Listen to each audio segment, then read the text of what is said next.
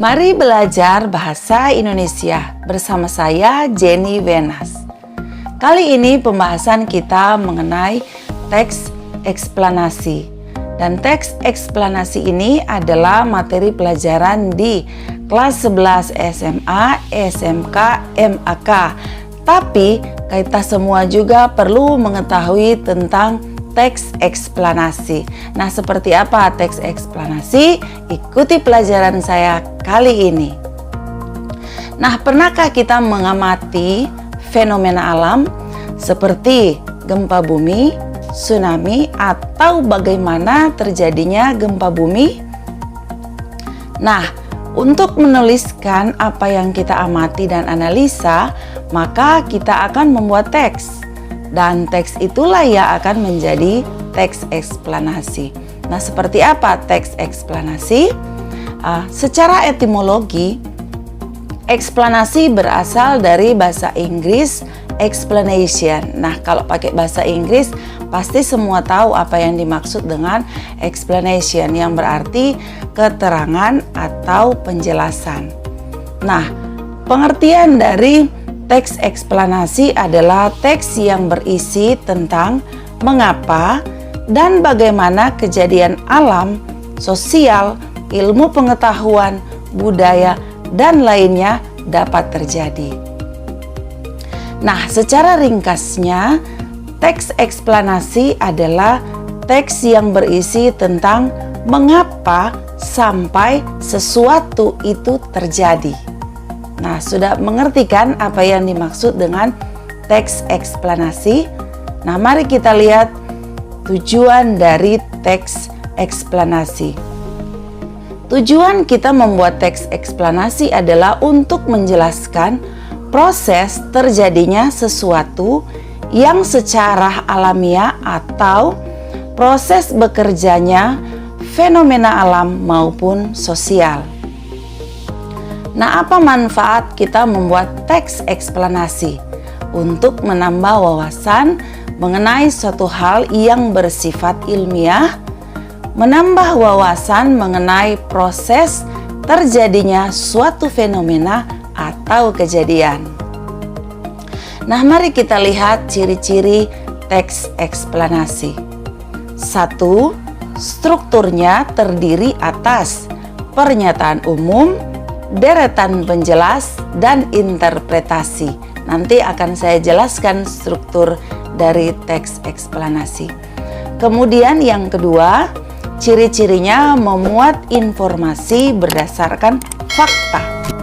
Yang ketiga, memuat informasi bersifat keilmuan. Nah, ini tiga ini adalah ciri dari teks eksplanasi yang akan kita pelajari sebentar bagaimana membuat teks eksplanasi. Nah, struktur teks eksplanasi ketika kita akan membuat teksnya, strukturnya seperti ini terdiri dari 1. Pernyataan umum, 2. Deretan penjelas, 3. Interpretasi atau kesimpulan. Nah, mari kita lihat satu persatu dari struktur teks eksplanasi ini. Yang pertama, pernyataan umum.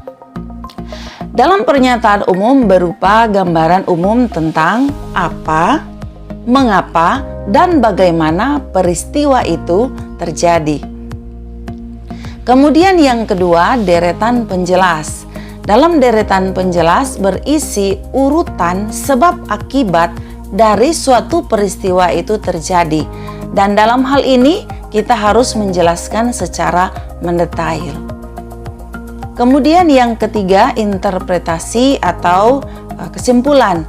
Di sini berisi penafsiran penulis mengenai topik tertentu yang dia bahas.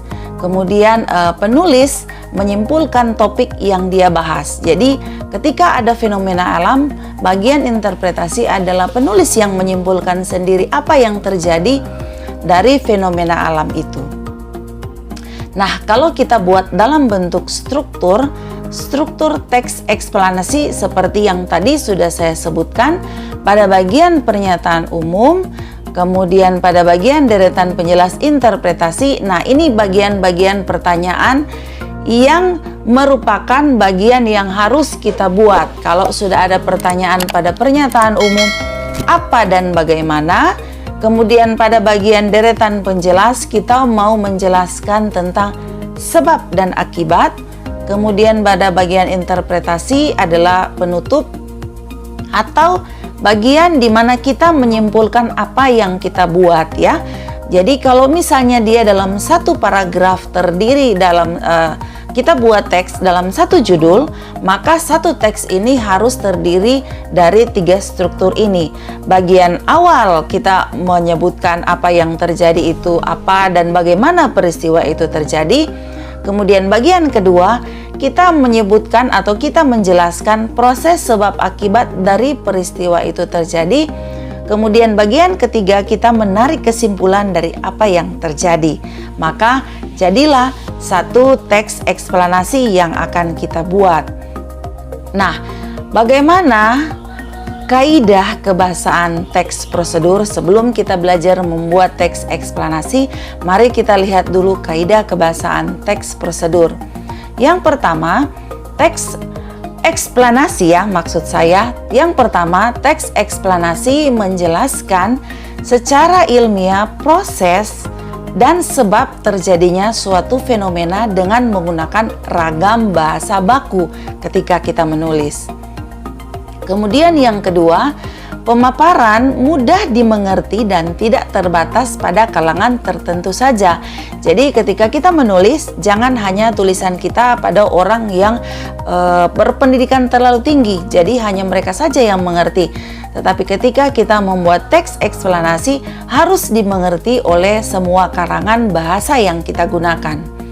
Kemudian oleh sebab itu, penggunaan kata dalam teks eksplanasi harus sesuai dengan Puebi atau bahasa Indonesia yang baik dan benar, agar bisa dimengerti orang lain apa yang sudah kita buat dalam teks eksplanasi. Oke, nah bagaimana membuat teks eksplanasi?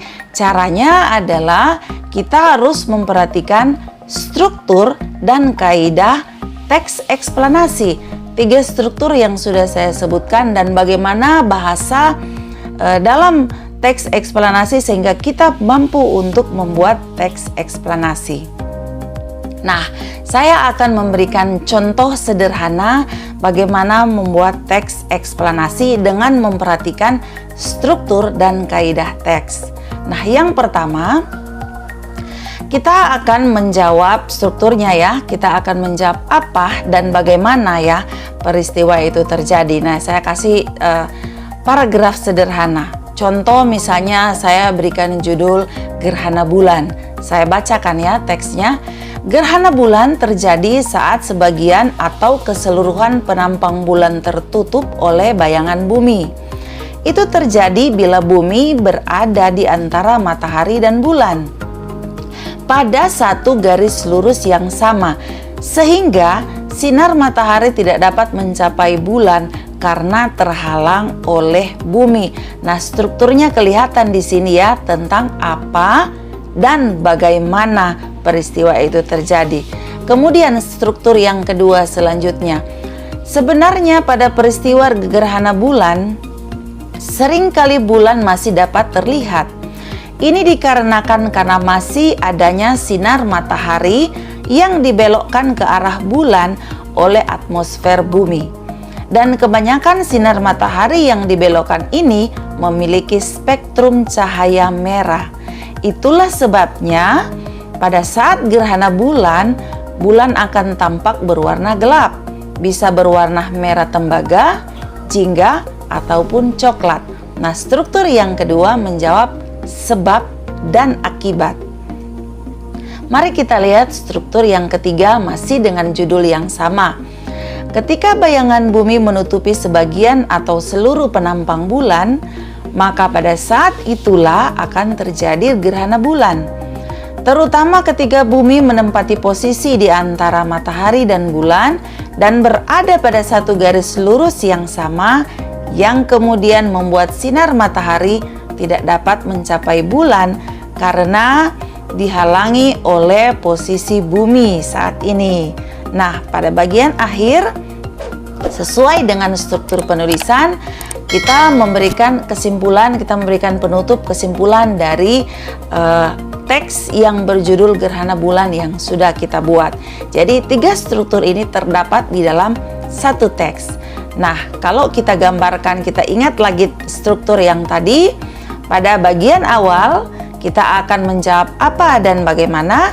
Kemudian paragraf kedua atau bagian kedua, kita akan menjelaskan secara detail hubungan sebab dan akibat. Kemudian pada bagian yang ketiga, kita akan menarik kesimpulan dari apa yang sudah kita buat dalam teks eksplanasi. Nah, Anda sudah mengerti pemahaman saya bagaimana membuat teks eksplanasi. Selamat mencoba membuat teks eksplanasi di rumah dan tunggu penjelasan saya selanjutnya mengenai teks eksplanasi. Keterangan lebih lanjut bisa Anda ikuti channel saya. Nah, sekian dan terima kasih. Jangan lupa like, subscribe, nyalakan lonceng agar Anda bisa mendapatkan notifikasi terbaru dari saya dan bagikan channel saya bila itu berguna bagi Anda ketika Anda belajar membuat teks eksplanasi. Terima kasih untuk Anda yang sudah menonton.